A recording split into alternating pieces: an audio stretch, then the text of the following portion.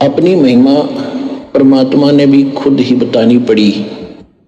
क्या कह रहे हैं, ध्यान से सुनना भाई और बहनों। देखो जरा सा ही होता है, सूक्ष्म पॉइंट होता है, सूक्ष्म पॉइंट ज्ञान का गाम का चमका सा ही होता है।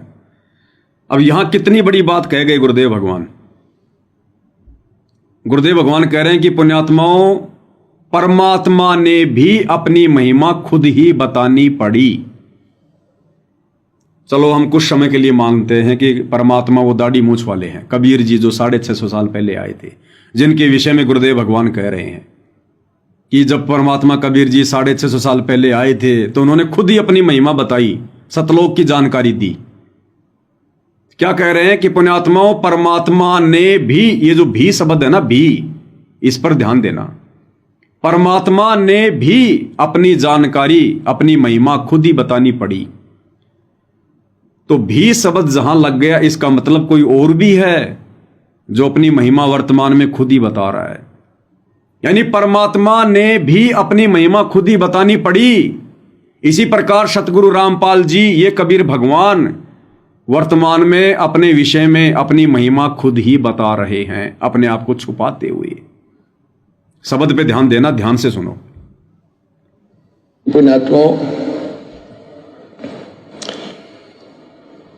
अपनी महिमा परमात्मा ने भी खुद ही बतानी पड़ी, लेकिन जिनके गले ना उतरी वो हार में रह गए, और जिनके वह बात सच्ची लगेगी उनका उद्धार हो गया। जिनके वो बात समझ में नहीं आ गई वो हार में रह गए। तो वर्तमान में सतगुरु रामपाल जी सत्संगों में अपनी महिमा, अपने परमेश्वर होने के विषय में, अपने भगवान होने के विषय में खुद ही बता रहे हैं, क्योंकि दूसरा कोई इनको नहीं जान सकता, नहीं पहचान सकता जो लीला ये कर रहे हैं, एक मनुष्य की तरह, एक आम संत की तरह। तो कहते हैं जिन्होंने विश्वास कर लिया वो जीत में रहे, और जिन्होंने अविश्वास किया, जो नहीं समझ पाए, वो हार में रह गए। तो ये सतलोक आश्रमों से जुड़े भाई बहन नहीं विश्वास कर पा रहे कि हमारे गुरुजी परमात्मा है, हमारे गुरुजी भगवान है, नहीं।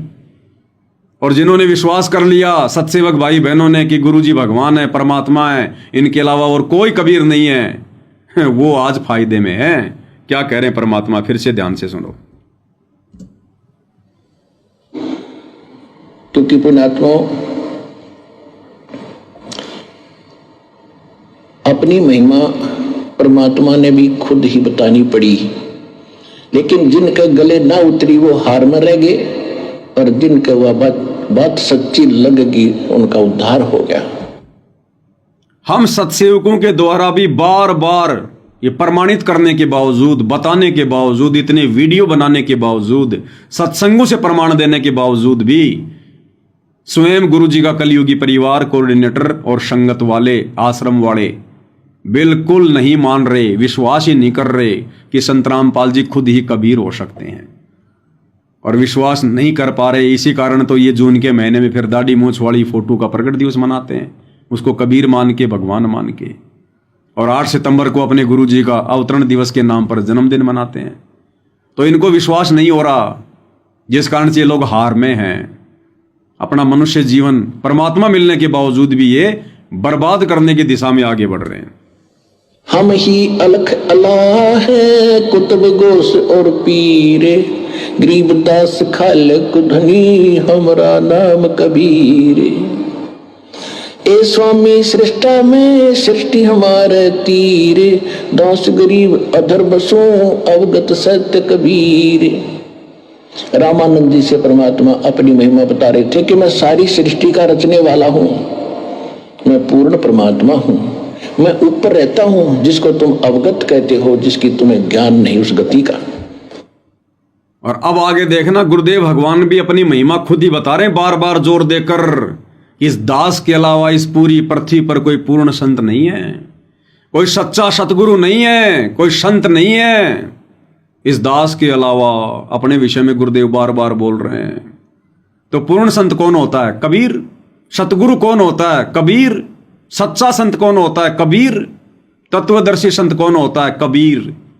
तो डायरेक्ट गुरुदेव अपने आप को कबीर ना कहकर, और अन्य जो लक्षण हैं कबीर जी को पहचानने के, कि वो सच्चा सतगुरु होता है, पूर्ण संत होता है, परम संत भी वही होता है, वो सारी बातें गुरुदेव भगवान बोल गए। तो आज भी अपनी महिमा गुरुदेव भगवान ने खुद ही बतानी पड़ रही है, क्योंकि इनको कोई नहीं पहचान पा रहा। ये सत्संग बरवाला कांड से पहले के हैं। अब गुरुदेव भगवान ने अंत में ये सोचकर कि ये तो सारे के सारे दो कोटि के जीव हैं, ये नहीं पहचान पाएंगे, इतने संकेत करने के बाद भी, इसलिए परमात्मा ने फिर सात संगतियां शुरू करवाई और हम सत्सेवकों को परमेश्वर ने विशेष बुद्धि प्रदान की, हमारा ज्ञान योग खोला और आज हमारे हृदय में ये ज्योत जली कि हाँ, अगर कोई कबीर है तो सतगुरु रामपाल जी हैं और इनको कबीर माने बिना हम लाख जन्म भी मोक्ष प्राप्त नहीं कर सकते। ये गले उस समय रामानंद का नहीं उतर रही थी, उल्टा गालियां देने लग गया। तो छोटी जाति का नीच बालक, छोटा सा तो क्या बकवास कर रहा है, अपने आप को भगवान मान बैठा। और जब रामानंद जी को परमात्मा सचखंड सतलोक जहां मालिक रहते हैं वहां लेकर गए और फिर वो वापस छोड़े। हाय हाय, बोलत रामानंद जी सुनो कबीर करतार, गरीबदास सब रूप में तुम ही बोलनहार। दो ठोर है एक तू भया एक से दो, गरीबदास हम कारणे तुम आए हो मगजो। अपनात्मा यही स्थिति उस प्राणी की होगी जिसको आप बाहर जाकर किसी से कहोगे कि आज पृथ्वी पर सतलोक आश्रम बरवाला में हमारे गुरुदेव जी पूर्ण संत आए हुए हैं, सतगुरु है एकमात्र, लेकिन वहां आपको बहुत कुछ सुनना पड़ सकता है रामानंद जी की तरह, जैसे कबीर जी के बारे में गलत बोला। फिर कभी मालिक दया करेंगे, उसकी सद्बुद्धि होगी, जब यहां आएगा प्रमाण देखेगा, फिर वो भी आपकी तरह ही गुण गाएगा।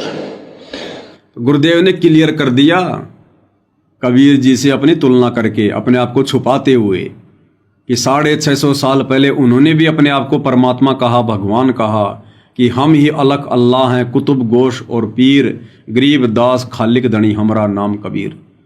तो रामानंद जी की ये बात गले नहीं उतरी, भला बुरा कहने लगे, तो अपने आप को भगवान कहता है। फिर गुरुदेव क्या करें कि अब पुण्यात्मा, जब आप लोगों को जा जाके कहोगे कि हमारे गुरु जी के अलावा कोई पूर्ण संत नहीं है, कोई सतगुरु नहीं है, एकमात्र सतगुरु हमारे गुरुदेव हैं, तो तुम्हें भी वही सब कुछ सुनने को मिलेगा। तो पूर्ण संत कौन होता है, सतगुरु कौन होता है, तत्वदर्शी संत की भूमिका कौन करते हैं, स्वयं कबीर जी। तो गुरुदेव ने सीधे सीधे अपने आप को कबीर शब्द से संबोधित ना करके, और अन्य जो पदवियां हैं जो केवल कबीर जी ही धारण करते हैं, सतगुरु की, परम संत की, पूर्ण संत की, तत्वदर्शी संत की, वो सारी गुरुदेव ने बता दी। तो ये कलयुग की बिचली पीढ़ी है, अब इतना दिमाग हमने भी लगाना पड़ेगा, इन संकेतों को अब हमने भी समझना पड़ेगा। अब खुल के गुरुदेव नहीं कहेंगे, गुरुदेव कहेंगे नहीं, हम लोग सीधे सीधे संकेतों को समझेंगे नहीं, तो भैया मोक्ष नहीं होगा। इसलिए परमात्मा ने फिर इन संकेतों को समझने और समझाने के लिए साध संगतियां शुरू करवाई। सचमुच अगर संत है तो पृथ्वी पर एक ही है। दोबारा सुन लो। नहीं उतर रही थी, उल्टा गालियां देने लग गया। तो छोटी जाति का नीच बालक, छोटा सा तो क्या बकवास कर रहा है, अपने आप को भगवान मान बैठा। आप सुनिए। और जब रामानंद जी को परमात्मा सचखंड सतलोक जहां मालिक रहते हैं वहां लेकर गए और फिर वो वापस छोड़े। हाय हाय, बोलत रामानंद जी सुनो कबीर करतार, गरीबदास सब रूप में तुम ही बोलनहार। दो ठोर है एक तू भया एक से दो, गरीबदास हम कारणे तुम आए हो मगजो। अपनात्मा यही स्थिति उस प्राणी की होगी जिसको आप बाहर जाकर किसी से कहोगे कि आज पृथ्वी पर सतलोक आश्रम बरवाला में हमारे गुरुदेव जी पूर्ण संत आए हुए हैं, सतगुरु है एकमात्र, लेकिन वहां आपको बहुत कुछ सुनना पड़ सकता है रामानंद जी की तरह, जैसे कबीर जी के बारे में गलत बोला। फिर कभी मालिक दया करेंगे, उसकी सद्बुद्धि होगी, जब यहाँ आएगा प्रमाण देखेगा, फिर वो भी आपकी तरह ही गुण गाएगा कि सचमुच अगर संत है तो पृथ्वी पर एक ही है, सतलोक आश्रम बरवाला में ये दास बैठे हैं। इसलिए बार बार कहना पड़ता है, अपनी महिमा आप ही बतानी पड़ती है। क्लियर कर दिया। इसलिए कहना पड़ता है, अपनी महिमा आप ही बतानी पड़ती है। तो गुरुदेव भगवान अपनी महिमा स्वयं कर रहे हैं, क्योंकि हम नादान समझ नहीं रहे थे कि पूर्ण संत कौन होता है, तत्वदर्शी संत कौन होता है, सच्चा सतगुरु कौन होता है, सत्संग काल के लोक में आके कौन कर सकता है। यहां तो ब्रह्मा विष्णु महेश भी सत्संग नहीं कर सकते, यानी सच नहीं कह सकते। इस काल का इतना प्रेशर है, इतना डर है। इसलिए गुरुदेव कह रहे हैं कि इसलिए परमात्मा ने अपनी महिमा स्वयं ही करनी पड़ती है। सुनिएगा।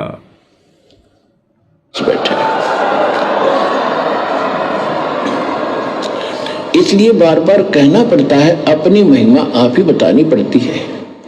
दास तो एक नौकर है उस परम पिता का, आप हो उसके बच्चे और आपकी सेवा दास को दे रखी है।